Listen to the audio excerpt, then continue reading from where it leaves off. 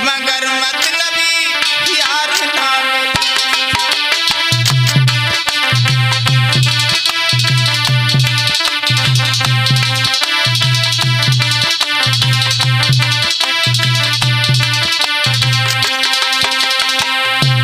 मैं तो भगवान से प्रार्थना करता हूँ दीन बंधु, तूने जन्म देकर के संसार में भेज तो दिया, लेकिन कुछ बातों का ख्याल रखना।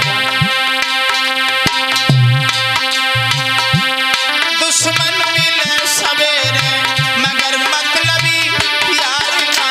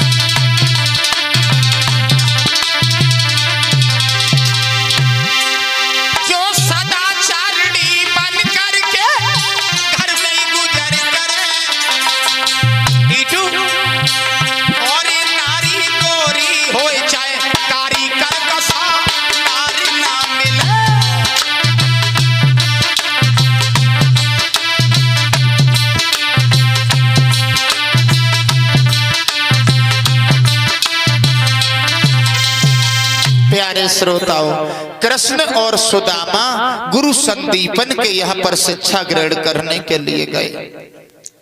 एक दिन गुरु माता ने कृष्ण और सुदामा से कहा, कृष्ण घर में ईंधन नहीं है, जंगल से कुछ लकड़ियां तोड़ करके ले आओ। कन्हैया और सुदामा गुरु की सेवा में जंगल से लकड़ियों को तोड़ने के लिए परीक्षित महाराज चले। गुरमैया ने थोड़े से चना सुदामा जी को पोटली में बांध दिए और कहा कि हे सुदामा, अगर भूख लगे तो दोनों भैया मिल बांट के चाव लेना, खेल कूद नहीं करना, लौट करके जल्दी आ जाना। कृष्ण और सुदामा जंगल में पहुंच गए और लकड़ियों को तोड़ने के लिए भगवान वृक्ष पर चढ़ गए। सुदामा जी लकड़ियों को एकत्रित करने लगे। माह का महीना, रिमझिम रिमझिम फुहार पड़ रही है, ठंडी ठंडी हवा के झोंके आ रहे हैं। सुदामा जी चनन की पोटली जो रखे हुए थे, भूख सताने लगी सुदामा जी को।